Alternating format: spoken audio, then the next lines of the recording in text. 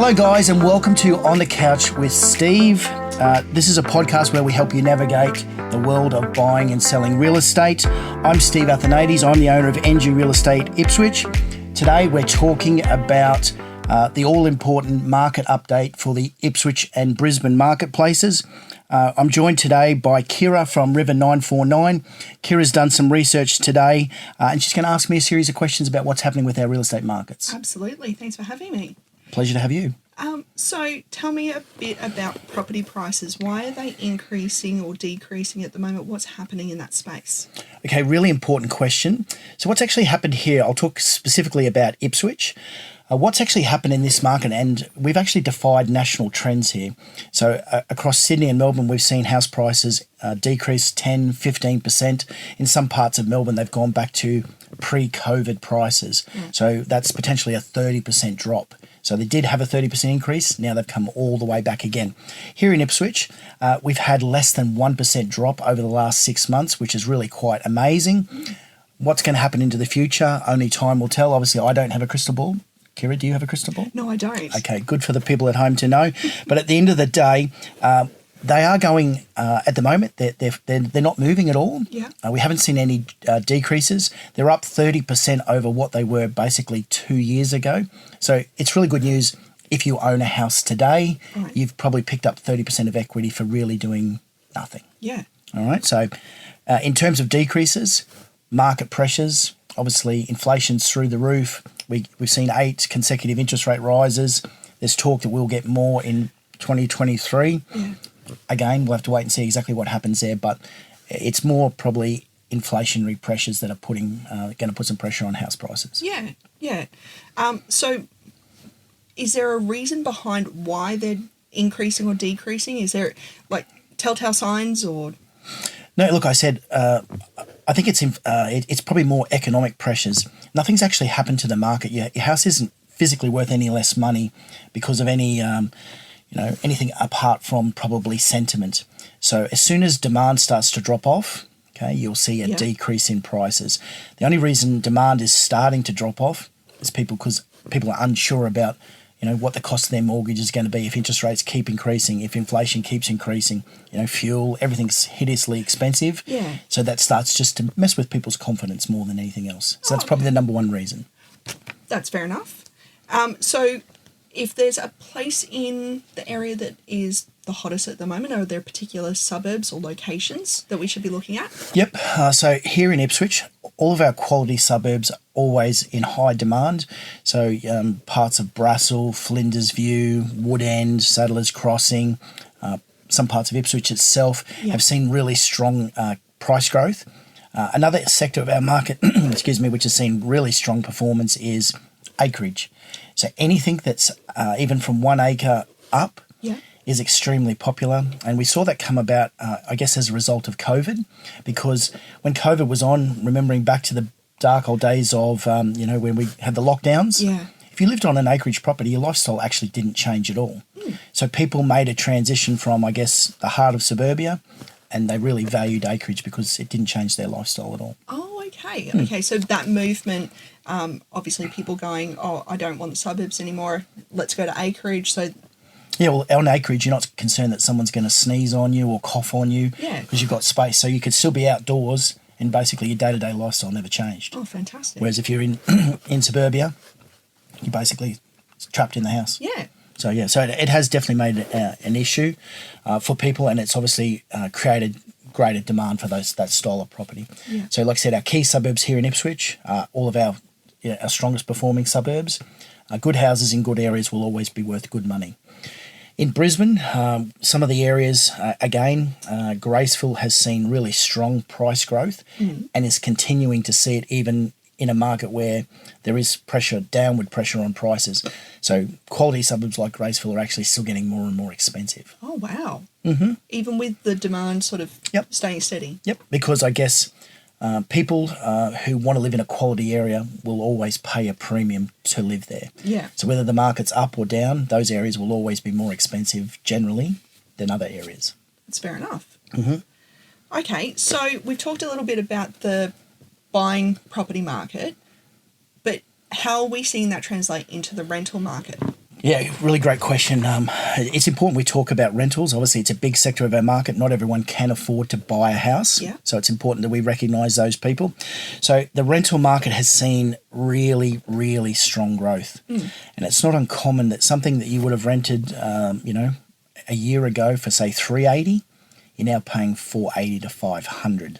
Wow. So it is quite a steep incline in terms of rental values. And it's based on supply versus demand.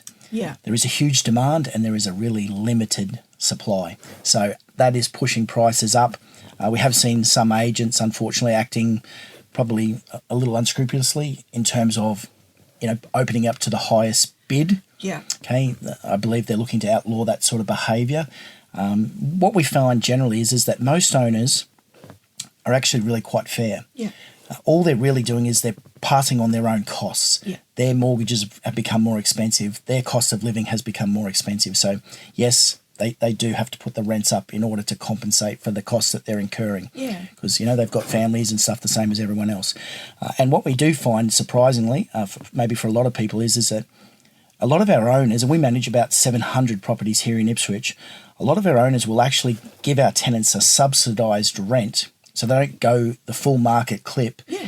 If they're a good tenant, they pay their rent on time, they don't damage the property, they report maintenance that needs to be done. Yeah. So our owners will actually reward those people and not charge them full price.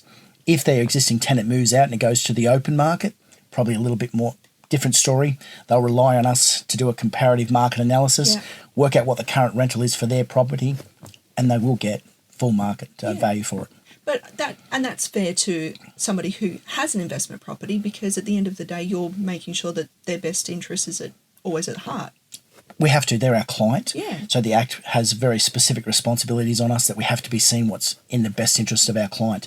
Whilst we sympathise with the tenant, because obviously it's expensive. Yeah. But unfortunately, that's the market that we live in. We don't control the economy, those sorts of things. Yeah. So it is just fair market value. So unfortunately for a lot of our tenants, they are experiencing pain, just like people who have a mortgage. Yes. The mortgage costs have gone up, so have the rental costs. Yeah. So it's a bit of a, it's a testy subject for a lot of people. They get very passionate and sometimes very upset about it. Yes. And they think it's unfair, but unfortunately, life's unfair. Yeah. Unreally. And we're all in the same boat at the moment. We are all in the same boat, 100%. Yeah.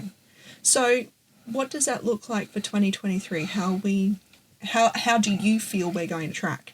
Okay, I'll give you a couple of caveats on this. I've got a personal opinion. Yep. Okay, together with a stamp, you can post a letter with it. Yep. Without the stamp, it's probably worth nothing. But at the end of the day, it's my personal opinion. However, we do a lot of research with realestate.com, Domain, those sorts of things. Now, what they're predicting for 2023, and this is, I guess, the thing that's everyone's waiting to know. We're almost at the end of 2022. What's going to happen in 2023 for both the Ipswich and the Brisbane markets? Realestate.com is predicting a 6 to 9% decrease in house prices.